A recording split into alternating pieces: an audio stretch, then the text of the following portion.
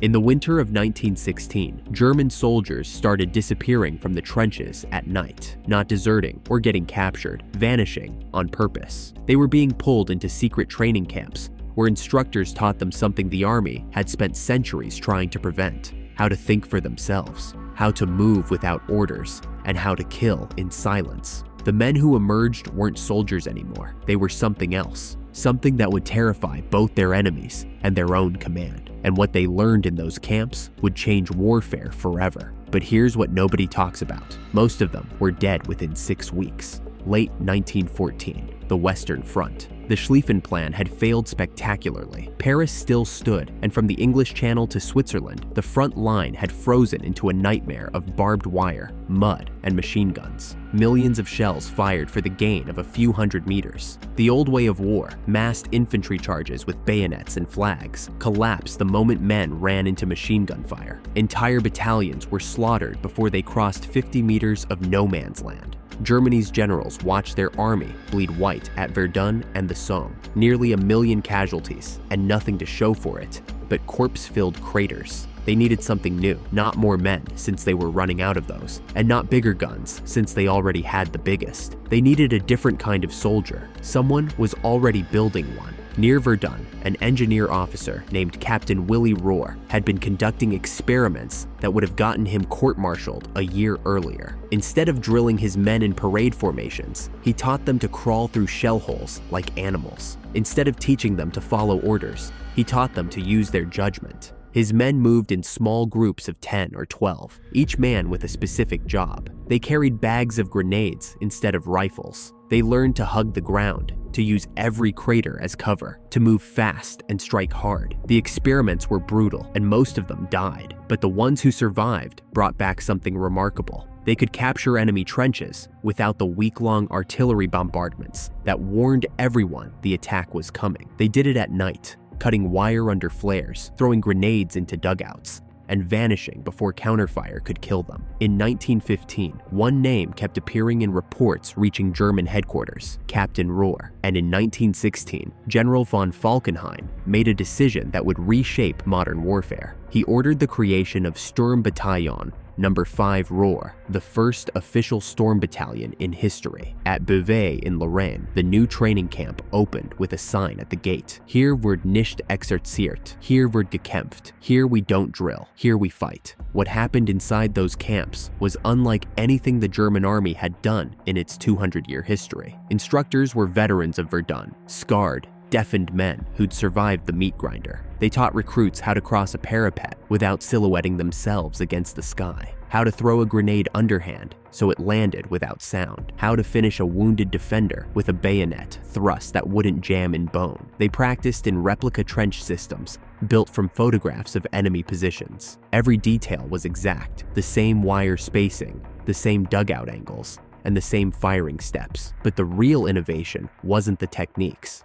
It was the philosophy. The instructors broke every rule of Prussian military tradition. They taught personal initiative, Eigeninitiative. Orders were kept simple, objectives limited, but how you accomplished the mission was left entirely to you. In the old army, a soldier who acted without orders faced a firing squad. In the storm battalions, a soldier who waited for orders was sent home. Training started with live ammunition from day one. Recruits crawled under machine gun fire in their first hour. Officers walked among them with canes, not shouting commands, but throwing challenges. If you hesitated, you failed. If you rose too high, you were replaced, if you survived. But the most feared weapon wasn't a gun. Flamethrower teams trained separately under tight secrecy. 2 men carrying 70 pounds of fuel could fire a stream of burning oil 25 meters. When that jet roared into a dugout, the battle ended in seconds. Even their fellow Germans avoided them at meals. Everyone knew flamethrower operators were measured in weeks, not months. One spark hitting that fuel tank meant instant incineration. A survivor from Storm Battalion 5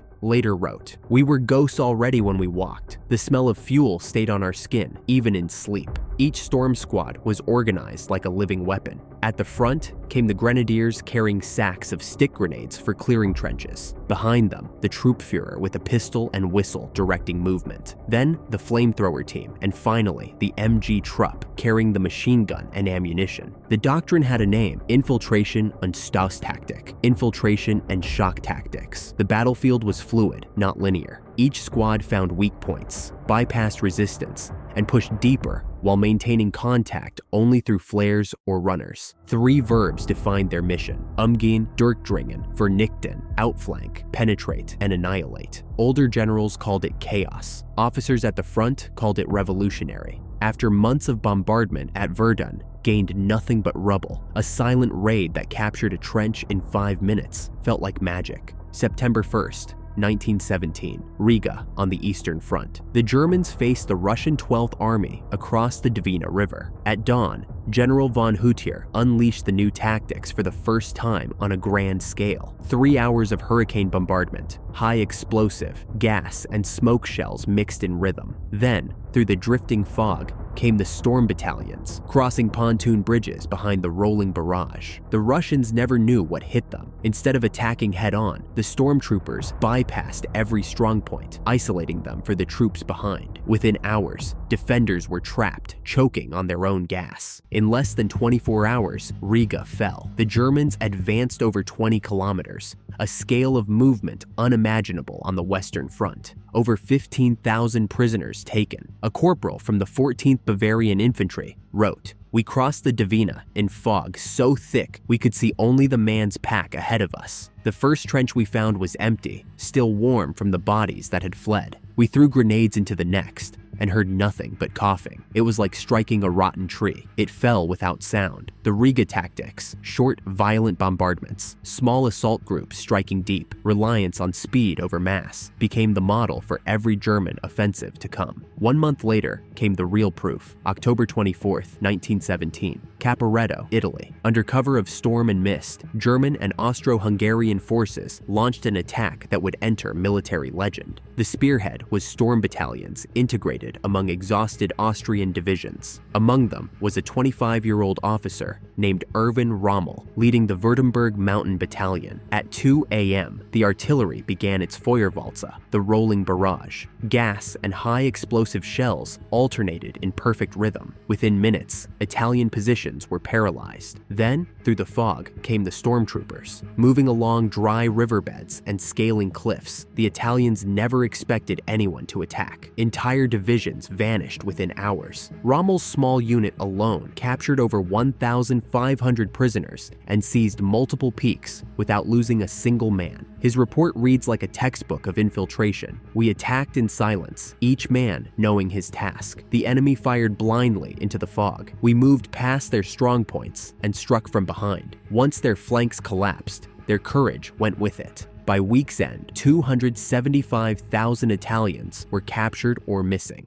2,500 guns taken." The word Caporetto became synonymous with total collapse. Britain and France rushed troops to Italy to prevent complete disaster. For Germany, it was proof the storm battalions could break an entire front wide open. Here was the deadly secret: speed, initiative, and shock could shatter armies that had held for years. But the cost of learning it was already becoming visible in the casualty reports. 40% losses, even in victory. They were winning battles by burning through their best men. Winter 1917-18. Russia was collapsing into revolution. American troops were arriving in France, but not yet in strength. General Erich Ludendorff saw a narrow window. If Germany could deliver a knockout blow before summer 1918, maybe the war could end on favorable terms. The plan was Operation Michael: strike the British between Arras and Saint-Quentin, split them from the French, and force them into retreat toward the Channel. Throughout the winter, storm battalions trained obsessively. Every movement was rehearsed with maps, models, and live fire. Entire regiments practiced advancing behind a Feuerwalze, moving at walking pace. Artillery officers synchronized their watches to the second. The secrecy was absolute. Soldiers learned nothing until the final night. Each man carried 2 days' rations, 220 rounds of ammunition, and up to 10 grenades. They traveled light, no bedrolls, and no heavy packs. They weren't expected to return returned to their starting trenches. At 4:40 a.m. on March 21,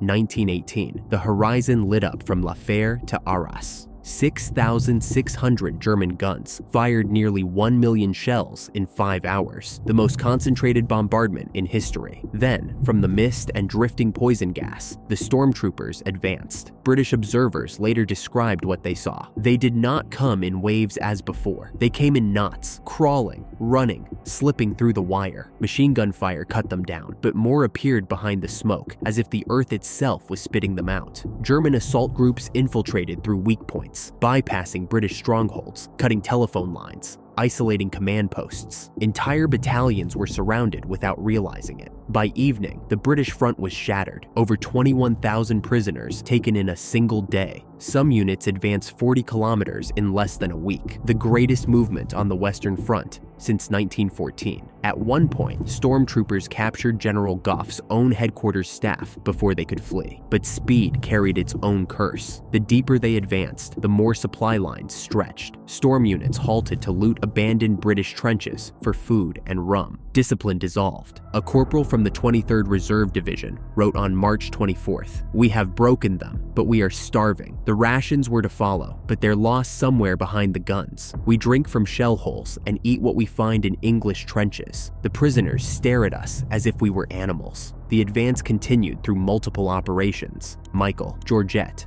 Blucher York, Gneisenau. In every attack, Stormtroopers led the way, achieving local miracles at Villers-Bretonneux, Kemmel Ridge, and the Lys. But the German army was unraveling. Behind the elite spearheads came divisions of boys and exhausted veterans unable to hold captured ground. By June, the advance had slowed to a crawl. A captured British officer later told interrogators, "They were not soldiers as we understood it. They were predators. We heard them before we saw them. Their grenades, their short bursts, their guttural shouting. It was not war. It was murder in the mist." By July, the German assault divisions were shadows of themselves, starving, sleepless, their officers dead or wounded. Many had marched over 60 miles on foot through endless shell fire. The spring offensive gained ground but lost the war of endurance. By late summer, Allied counterattacks supported by tanks and fresh American divisions began rolling back the exhausted Germans. The same infiltration tactics the Stormtroopers pioneered were now being studied and adapted by the Allies. The balance of innovation had shifted. Inside German ranks, despair took root as veterans spoke openly of futility. One recalled years later, "We had learned to win battles, but not wars. Every trench we took was another grave to fill." Captain Willie Rohr, the man who started it all, was transferred to a staff position in 1918, his body wrecked by wounds and exhaustion. He watched his creation disintegrate, its best men dead, its doctrine devoured by the chaos it unleashed. When the armistice came that November, only fragments of the original assault battalions remained. The statistics tell the story. Life expectancy at the front, 6 weeks. Casualty rates in major operations, 40% or higher. The storm battalions had become an elite force that consumed itself. By 1918, Germany had nearly 30 specialized storm battalions and over 200 divisional assault detachments. They formed a network of shock troops trained to perfection.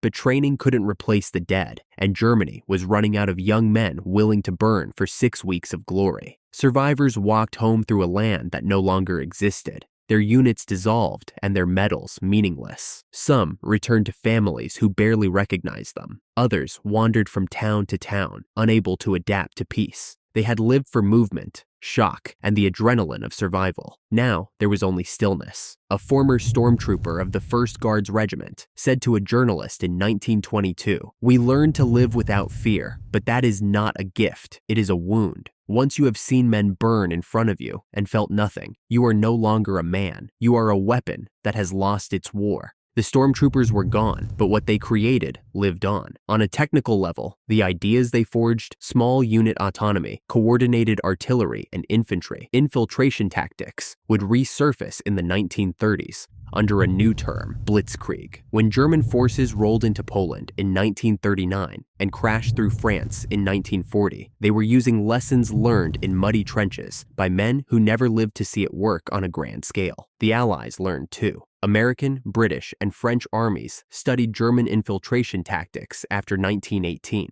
special operations units, commando training. Everything from the Rangers to the SAS traces its lineage back to those brutal camps at Beauvais. The Stormtroopers were both the last soldiers of the old world and the first soldiers of the modern one. They represented the death of 19th century warfare, massed formations, rigid discipline, waiting for orders, and the birth of modern warfare, speed, initiative, combined arms. But there was a darker legacy. Many veterans found themselves drawn to the paramilitary Freikorps in post-war Germany, bringing their trench-honed violence to political street battles. The psychological profile they developed, young, aggressive, trained to act without hesitation, contemptuous of weakness, didn't disappear in 1918. It found new outlets under different flags. The deadly secret of the Stormtroopers wasn't their weapons or tactics. It was what the training did to the men themselves. They were taught to suppress fear, to act on instinct, to see hesitation as weakness. They became incredibly effective killers, but you can't teach a man to function without fear and then expect him to return to normal life. The German army created the perfect weapon for trench warfare. But what do you do with that weapon when the war ends? The Stormtroopers broke the stalemate of the Western Front. They pioneered tactics every modern military still uses, but they also proved something darker, that you can train men to be so effective at violence that they can never fully stop being violent. When the guns fell silent on November 11th,